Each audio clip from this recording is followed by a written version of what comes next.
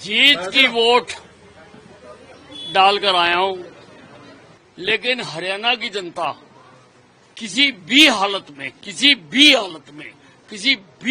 में नशा तस्करों के सरगनाओं के हाथ में सत्ता नहीं सौंपेगी। कांग्रेस के सारे भ्रष्टाचार के मुद्दे मैंने उठाए, जिनके आज केस चल रहे हैं हुड्डा जी के खिलाफ।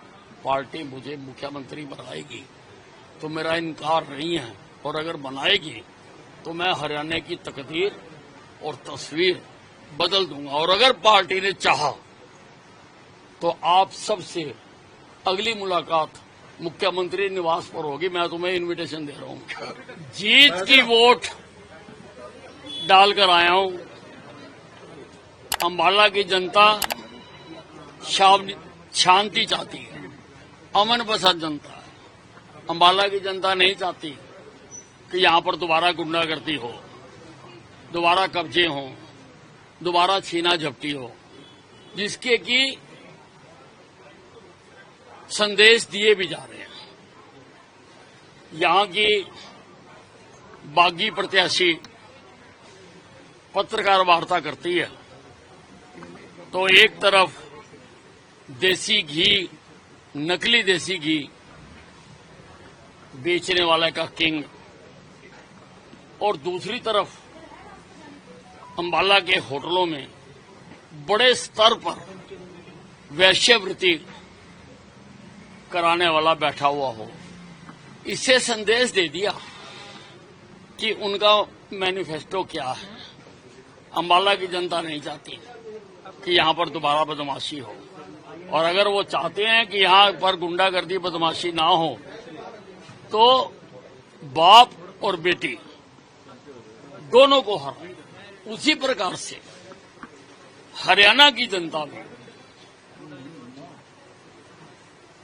हिमाचल का मुख्यमंत्री कांग्रेस का कहता है कि हम नशा उगाएंगे, और हरियाणा के पूर्व मुख्यमंत्री दीपेंद्र सिंह हुड्डा का बेटे की तस्वीरें, जो सबसे बड़ा नशा पकड़ा गया 5600 करोड़ का, उसके सरगना के साथ प्रकाशित हुई है।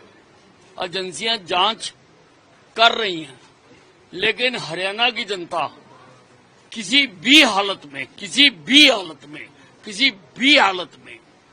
नशा तस्करों के सरगनाओं के हाथ में सत्ता नहीं सौंपेगी।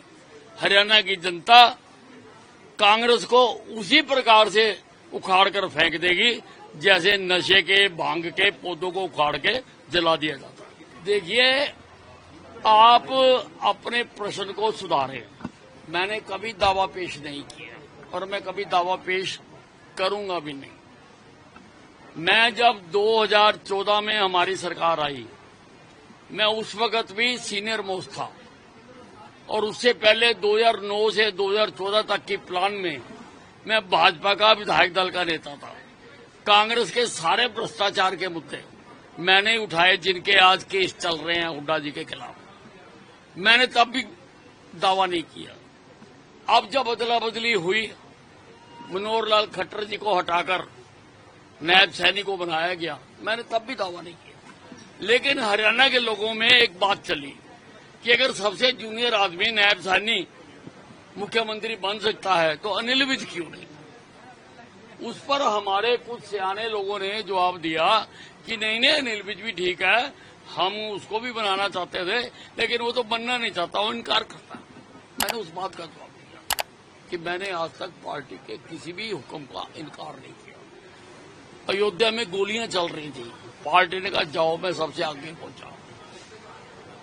लाल किले पर झंडा लहराने की बात थी, मैं केजरीवाल का हरियाणा का अध्यक्ष था, पार्टी ने कहा लाल चौक जाओ, और उस वक्त लाल चौक जाने का क्या मतलब था। मैं वहां गया, पार्टी ने जो आदेश दिया, और अगर पार्टी मुझे मुख्यमंत्री बनाएगी तो मेरा इनकार नहीं है, और अगर बनाएगी तो मैं हरियाणा की तकदीर और तस्वीर बदल दूंगा। और अगर पार्टी ने चाहा तो आप सबसे अगली मुलाकात मुख्यमंत्री निवास पर होगी। मैं तुम्हें इनविटेशन दे रहा हूं।